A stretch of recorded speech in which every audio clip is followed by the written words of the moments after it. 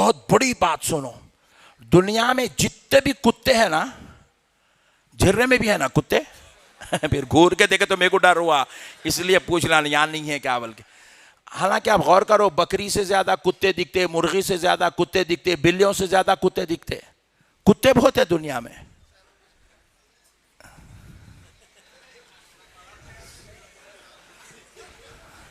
کتے بہت ہیں. بکریاں پکڑنے کی گاڑی نہیں آتی, مرغیاں پکڑنے کی گاڑی نہیں, کتے پکڑنے کی گاڑی آتی ہے.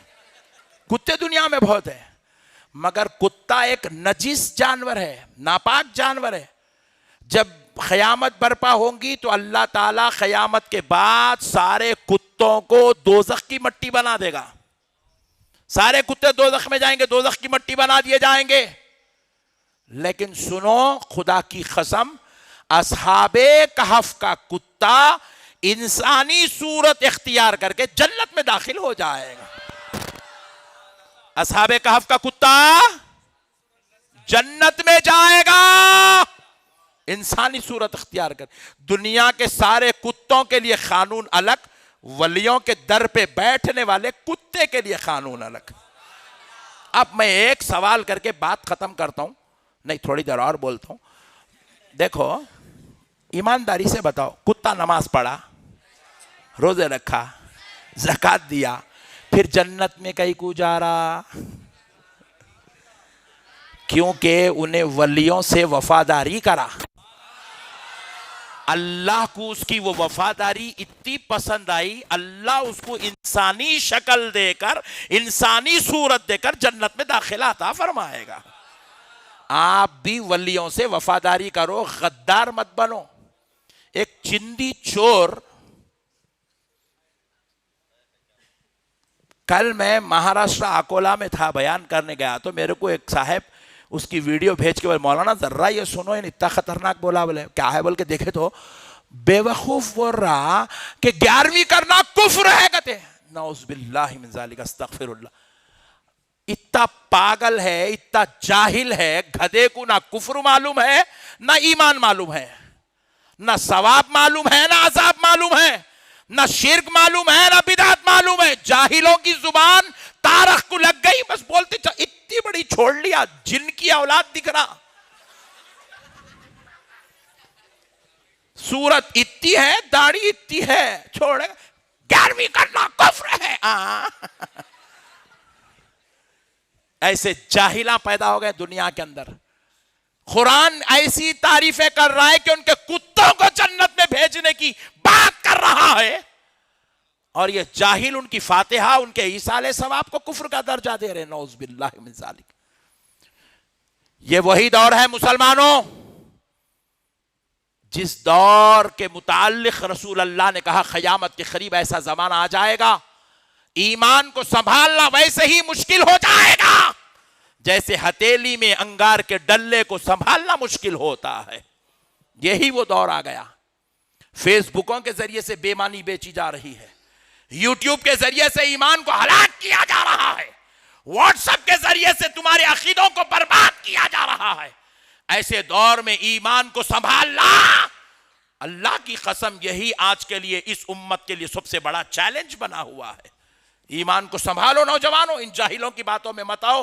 یہ بندر تمہاری خبروں میں نہیں آئیں گے, یہ بدبخت تمہارے کفن میں نہیں آئیں گے, تمہارا حساب دینے نہیں آئیں گے.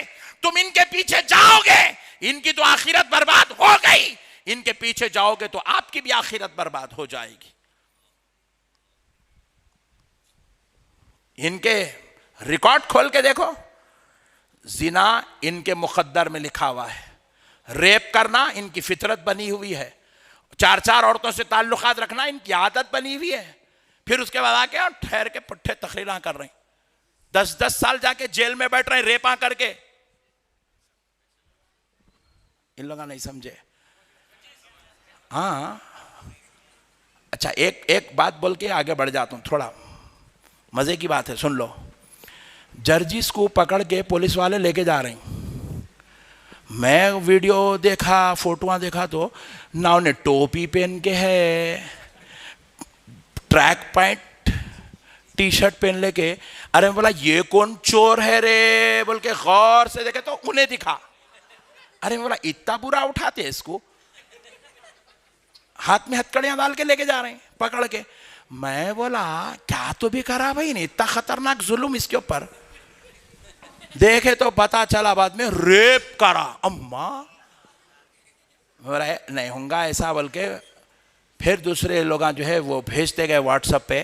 بولے مولانا یہ دیکھو, بولے تو ایک عورت کا بیان ہے, عورت بول رہی انہوں میرے کو ریپ کرے, میرے ساتھ گندگی کرے, بدسلوکی کرے, میرے کو بلا بلا کے پورا.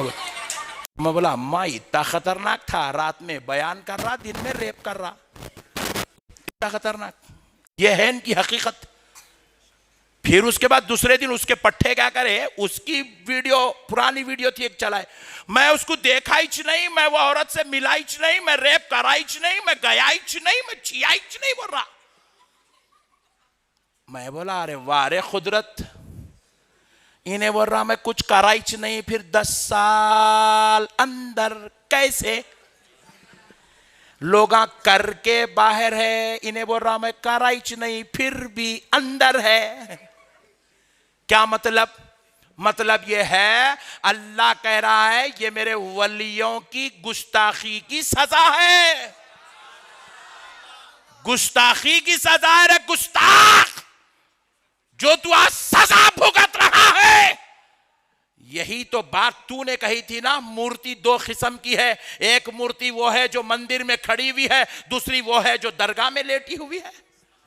تو نے ولیوں کو مورتیوں بتوں سے تعبیر کرا, اللہ نے تجھے پوری دنیا کے اندر ذلیل و خوار کر کے چھوڑ دیا, کیونکہ رب کا ارشاد ہے من عادی لی ولیًا فقد آذنتہ بالحرب. جو میرے ولیوں کے ساتھ عداوت کرتا ہے, دشمنی کرتا ہے, میں اس سے اعلان جنگ کرتا ہوں. یہ ہے خدا کی جنگ. تو ذلیل بھی ہو گیا, تو جو ہے جیل کا قیدی بھی بن گیا, تو دنیا میں کسی کو منہ دکھانے کے لائق نہیں رہا. یہ ولیوں کی مار ہے, یہ ولیوں کی مار ہے. اب پیارے دوستو آؤ, تو اصحاب کہف کا کتا, زور سے بولو, انہیں بے جان ہو کے وفاداری کا رات جنتی ہو گیا. ہم تو جاندار ایمان والے ہو کے ولیوں سے محبت کریں گے تو ہم, خدا کی قسم, ہم بھی جنتی ہو جائیں گے. ان ولیوں کے صدقے اللہ ہم کو بھی جنت عطا کرے گا. میرے پیارے دوستو اب سنو, ہم درگاہ کو کیوں جاتے, ان سے دعا کیوں کرواتے ہیں؟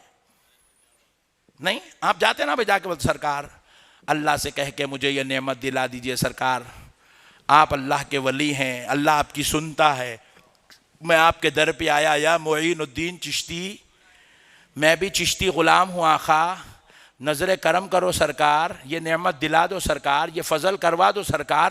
یہ باتیں ہم کرتے ہیں. کیوں کرتے سنو آپ. ہمارے تعلق سے اللہ نے قرآن پاک میں بیان کیا, ادعونی استجب لکم. قرآن ہے, اللہ کہہ رہا ہے تم مجھے پکارو, میری بارگاہ میں آؤ, دعائیں کرو, مجھے آواز دو, ندائیں دو, میں تمہاری دعاؤں کو سنوں گا. کیا کہہ رہا اللہ؟ تمہاری دعاؤں کو, زور سے بولو, سنوں گا, قبول کروں گا. پھر رسول اللہ فرماتے ہیں ہماری دعائیں, ہماری اس امت کی دعائیں قبول ہونے کے 3 طریقے ہیں. کتنے طریقے؟ زور سے بولو. پہلا طریقہ یہ ہے کہ اب دعا کرے ابھی قبول ہونا, اور جو دعا کرے وہی قبول ہونا. جیسے کہ کوئی صاحب بول دیا اللہ مجھے اولاد دے دے, اسی وقت قبول کرنا, وہی دعا قبول کرنا اولاد والی. ایک طریقہ ہے. دوسرا طریقہ یہ ہے کہ اللہ تعالیٰ وہ دعا ان کی قبول نہیں کرتا. وہ دعا ان کی قبول, بدلے میں کیا کرتا, اللہ ان کی کوئی بلا ٹال دیتا. جا رہے تھے, بس کے نیچے آتے آتے بچ کے نکل گئے. لوگ بولتے ارے کس کی دعا آڑی آ گئی کہ میاں, بولتے دیکھو یہی چھے. وہ اولاد کے لیے دعا کرا, اللہ اولاد نہیں دیا, بدلے میں کیا کرا, اس کی کوئی بلا کو ٹال دیا. کب؟ جب پورا وقت آیا, 10 سال 15 سال 8 سال 4 سال 6 سال, کبھی بھی جب اللہ چاہا اللہ اس کی وہ بلا ٹال دیا.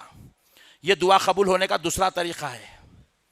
جو مانگا وہ تو نہیں ملا، کچھ اور مل رہا ہے. فرمایا تیسرا طریقہ کیا ہے دعا قبول ہونے کا؟ اللہ تعالیٰ سے بندہ اب مانگ رہا، مگر اللہ اس کو دنیا میں وہ دعا کی قبولیت نہیں دیتا، بلکہ وہ دعا اللہ اٹھا کے رکھ لیتا، قیامت کے دن اس دعا کا صلہ اللہ اس کو عطا کر دیتا. اب یہاں مانگا دعا، اے اللہ مجھے اولاد دے دے، تو اولاد قیامت میں نہیں ملتی، وہاں لے کے کریں گا بھی کیا، بلکہ بدلے میں اللہ اس کے لیے کچھ ایسا انتظام کرتے، اس کے گناہ معاف کر دیتے یا اس کو جنت میں جگہ عطا کر دیتے. دعا قبول ہوتی، اب ہوتی نہ تو بعد میں ہوتی نہ تو قیامت میں ہوتی، یہ ہمارے لیے کنڈیشن ہے. اب بھی چھونا کوئی ضروری نہیں، اب بھی چھونا کوئی ضروری، ابھی بھی ہو سکتی اللہ چاہا تو، مگر ضروری نہیں اب ہونا. بلا بھی ٹل سکتی یا قیامت میں اس کا بدلہ مل سکتا. لیکن حدیث قدسی اٹھا کے دیکھو،